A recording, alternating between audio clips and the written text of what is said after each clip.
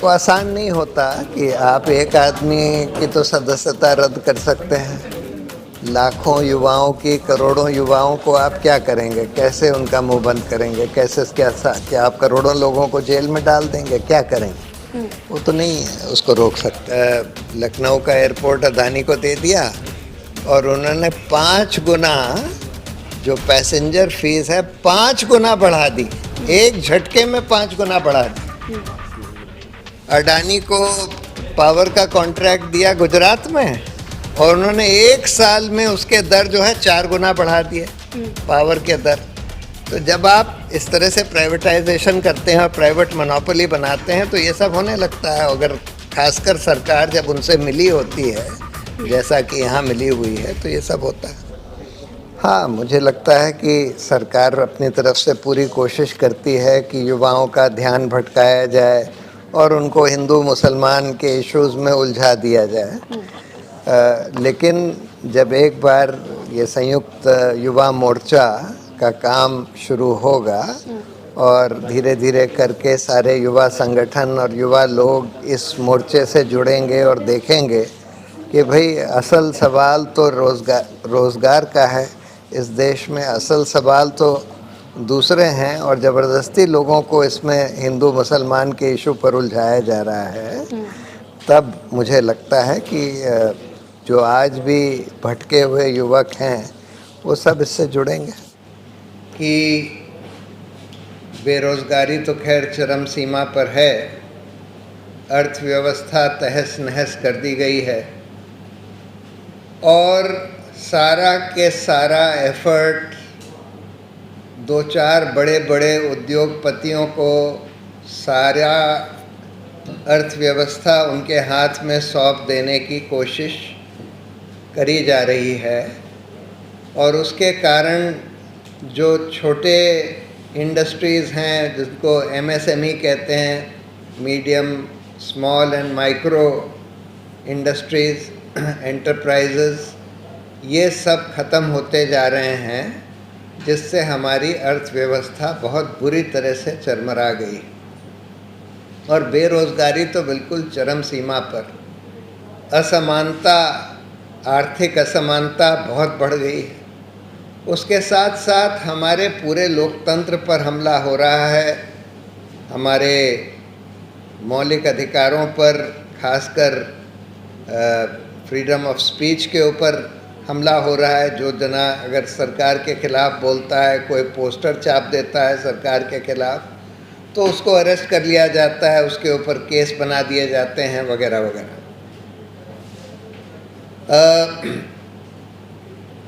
सारे हमारे जितने लोकतांत्रिक संस्थान बनाए गए थे हमारे संविधान में या हमारे कानूनों में, चाहे वो इलेक्शन कमीशन, न्यायपालिका, media, controller and auditor general, police agencies, investigating agencies, सबको सरकार के अधीन, ये सब स्वतंत्र होने थे लेकिन सबको सरकार के अधीन ले आया गया है और सरकार के पॉलिटिकल इंस्ट्रूमेंट्स की तरह काम कर रहे हैं। तो हमारा लोकतंत्र खतरे में है, हमारे संविधान में जो वैल्यूज़ लिखी गई हैं वो खतरे में हैं और हमारी सभ्यता ही खतरे में है। तो ऐसे समय पर जनता का और ख़ासकर युवाओं का बहुत बड़ा रोल होना चाहिए, बहुत बड़ा दायित्व है उनके सामने, क्योंकि इतिहास में देखा गया है कि जब जब इस तरह की क्राइसिस किसी भी समाज में, किसी भी देश में आती है और कोई बड़ा मूवमेंट उस क्राइसिस को एड्रेस करने के लिए खड़ा होता है तो उसकी अगुवाई हर बार युवा पीढ़ी करती है।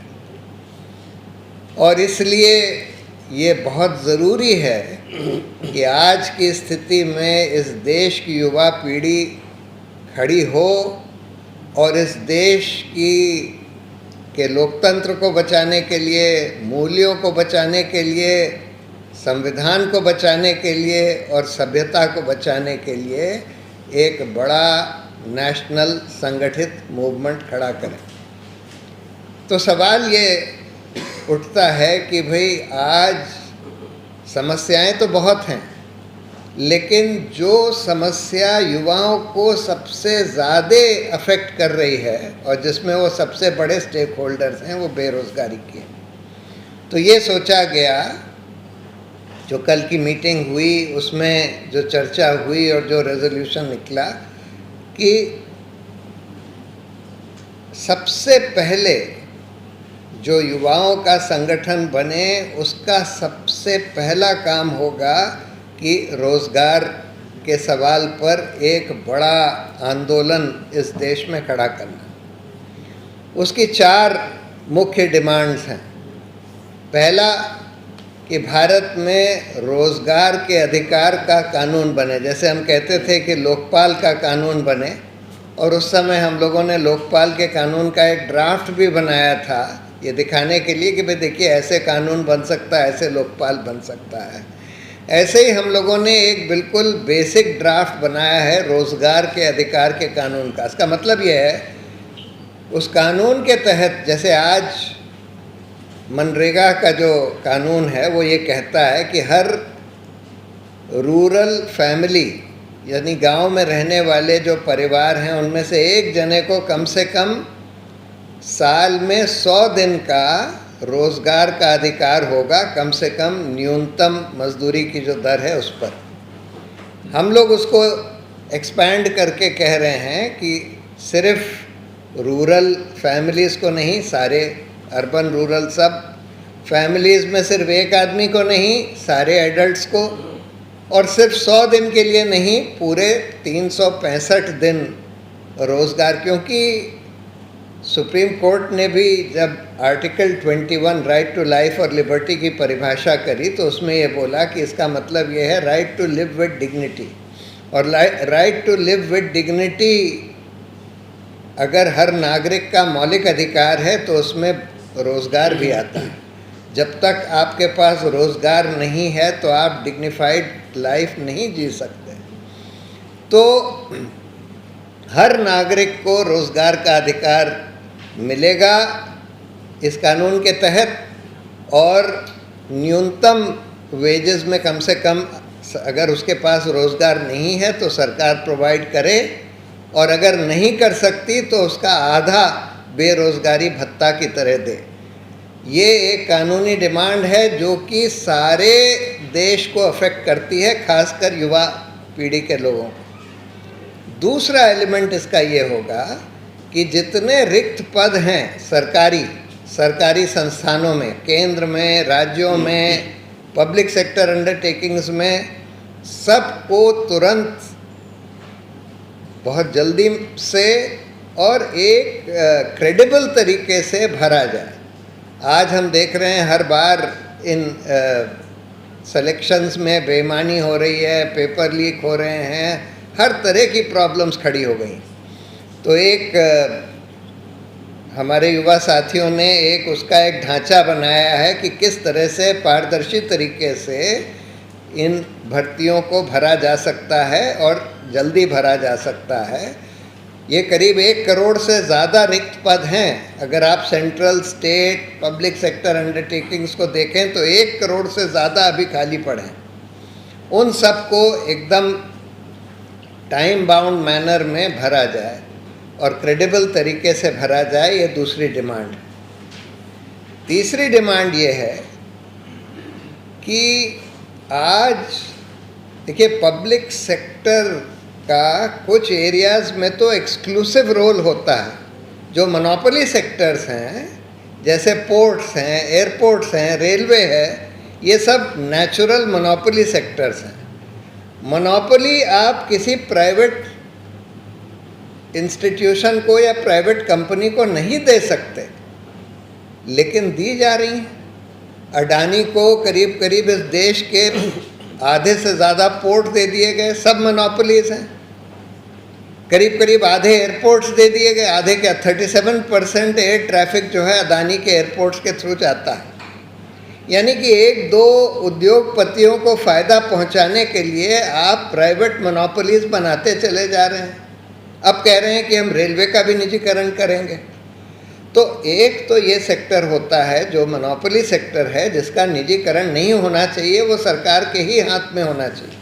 सरकार कई बार कहती है कि नहीं सरकारी संस्थानों में बेईमानी बहुत होती है, इस वजह से हम निजीकरण कर रहे हैं। अरे बेईमानी होती है तो उसको रोकिए। आप खुद कह रहे हैं कि भाई हमारे संस्थानों में बेईमानी हो रही है, हम बेईमानी रोक नहीं पा रहे हैं इसलिए निजीकरण कर रहे हैं, ये क्या जस्टिफिकेशन? तो एक तो ये सेक्टर हुआ। दूसरे सेक्टर्स वो होते हैं जो सोशल सेक्टर्स जिनको हम कहते हैं, जहाँ पर सब्सिडीज़ की ज़रूरत है। एजुकेशन का सेक्टर है, हेल्थ का सेक्टर है। Basic education, basic health care सबका मौलिक अधिकार है। और जो आम आदमी है, देश का गरीब आदमी जो 30 रुपये रोज़ या 40 रुपये रोज़ से कम में रहता है, वो इसका जो कमर्शियल कॉस्ट है एजुकेशन का या हेल्थ केयर का, वो नहीं दे सकता। इसलिए सरकार का दायित्व है कि basic education, basic health care सबको फ्री में उपलब्ध कराए। तो इसलिए ये सेक्टर, उसी तरह से बैंकिंग सेक्टर में भी आपको कई बार गरीब लोगों को, रेहड़ी पटरी वालों को, ये किसानों को लोन्स देने होते हैं, जबकि आपको पता है कि हो सकता है कि वो लोग लोन वापस ना कर पाएँ, फिर भी देने पड़ते हैं और देने चाहिए। और इसलिए यहाँ पर भी कई बार सब्सिडीज देनी होती हैं। तो ये भी एक सेक्टर है जिसमें कि पब्लिक सेक्टर को कमांडिंग हाइट्स ऑक्यूपाई करने की ज़रूरत है। चाहे उसमें हम ये नहीं कहते कि भाई कोई निजी संस्था हो ही नहीं सकती हेल्थ में, एजुकेशन में, या बैंक रन करने के लिए हो सकती हैं, लेकिन कमांडिंग हाइट्स जो हैं पब्लिक सेक्टर के हाथ में होनी चाहिए। और इसलिए उनका जो निजीकरण किया जा रहा है ये गलत है। जो आप एग्जिस्टिंग इंस्टीट्यूशंस का निजीकरण कर रहे हैं, एक के बाद एक बैंक्स का, एक के बाद एक आप एजुकेशन का, हेल्थ केयर का, सरकार अपनी जो जिम्मेदारी है उससे अपना पल्ला झाड़ रही है और कह रही है कि अच्छा आप सब प्राइवेट सेक्टर के हाथ में दे देंगे। यानी आम आदमी को आप बिल्कुल उनके सामने बकरा बना देंगे प्राइवेट सेक्टर के साथ। और चौथी हमारी डिमांड ये है कि आज इस देश में रैम्पेंट जॉब्स का कॉन्ट्रैक्चुअलाइजेशन हो रहा है, सब कॉन्ट्रैक्ट पर दिए जा रहे हैं। टीचर्स की नौकरियां भी सरकार भी जो है कॉन्ट्रैक्ट पर दे रही है। मतलब जो परमानेंट जॉब्स हैं, टीचर का जॉब तो परमानेंट होता है, लेकिन अब कॉन्ट्रैक्ट टीचर्स अपॉइंट करे जा रहे हैं। सब जगह कॉन्ट्रैक्ट पर, डॉक्टर्स कॉन्ट्रैक्ट पर, टीचर्स कॉन्ट्रैक्ट पर, प्राइवेट सेक्टर में भी जो परमानेंट जॉब्स हैं उनको भी कॉन्ट्रैक्ट पर दिया जा रहा है। और कॉन्ट्रैक्ट पर जब दिया जाता है तो उनको पूरी सैलरी नहीं दी जाती, उनके लिविंग कंडीशंस, उनके बाकी कंडीशंस ठीक नहीं होते, उनका एक्सप्लॉयटेशन होता है। पहले एक कानून बना था contract labour abolition and regulation act, वो अभी इन्होंने लेबर कोड्स ला कर कुछ चेंज किया है, लेकिन बेसिक उसका एसेंस यही था कि जो परमानेंट और पेरेनियल जॉब्स हैं उनको आप कॉन्ट्रैक्ट पर नहीं दे सकते, उसमें रेगुलर जॉब्स देने पड़ेंगे। तो चौथी डिमांड हमारी ये है। तो हम लोगों को लगता है कि अगर हम ये 4 मुख्य डिमांड्स को लेकर चलें और इस पर एक बड़ा रोज़गार आंदोलन खड़ा करने की कोशिश करें तो इस देश में एक बहुत बड़ा आंदोलन खड़ा हो सकता है, जो जन लोकपाल का आंदोलन था उससे कहीं बड़ा आंदोलन, क्योंकि ये इस देश के सारे युवाओं को और करीब करीब सब नागरिकों को ये अफेक्ट करती हैं, रोज़गार के इश्यूज। तो इसलिए और अगर ऐसा मूवमेंट खड़ा हो गया तो सरकार मजबूर होकर उनको ये रोज़गार के अधिकार का कानून बनाना पड़ेगा। उनको ये जो रैम्पेंट प्राइवेटाइजेशन कर रहे हैं अलग अलग पब्लिक सेक्टर इंस्टीट्यूशंस का, उसको बंद करना पड़ेगा, सरकारी जॉब्स को भरना पड़ेगा और ये कॉन्ट्रैक्ट लेबर जो रैम्पेंट चल रहा है इसको भी ख़त्म करना पड़ेगा। और उससे हम लोगों को लगता है कि इस देश की तस्वीर बदल सकती है। और ये तो एक शुरुआत होगी युवाओं की। जो संयुक्त युवा मोर्चा बना है उसकी ये शुरुआती अभियान होगा रोज़गार के ऊपर। उसके बाद बहुत सारे और इश्यूज हैं जिन पर भी अभियान चलाया जाएगा। सर, संयुक्त युवा मोर्चा किस तरीके से कार्य करेगा उसको बताएं। संयुक्त युवा मोर्चा पहले तो सारे युवा संगठन जो हैं उनको साथ में इकट्ठा करेगा, उनके साथ मीटिंग्स करेगा, कन्वेंशन करेगा, और जो आज रेजोल्यूशन, जो कल रेजोल्यूशन पास किया गया है जहां पर करीब 100 संगठन थे पूरे देश से, कि भाई हम रोज़गार के मुद्दे पर एक बड़ा आंदोलन छेड़ेंगे इस देश में, जिसकी 4 डिमांड्स होंगी। पहला तो रोज़गार के अधिकार का कानून हो, दूसरा कि ये जो जितने रिक्त पद हैं सरकारी संस्थानों में वो तुरंत भरे जाएं, तीसरा कि ये जो पब्लिक सेक्टर का निजीकरण किया जा रहा है, खासकर मोनोपोली सेक्टर्स का और सोशल सेक्टर्स का, जैसे bank, Railways, health, education, ports, airports वगैरह, इन सब को बंद किया जाए।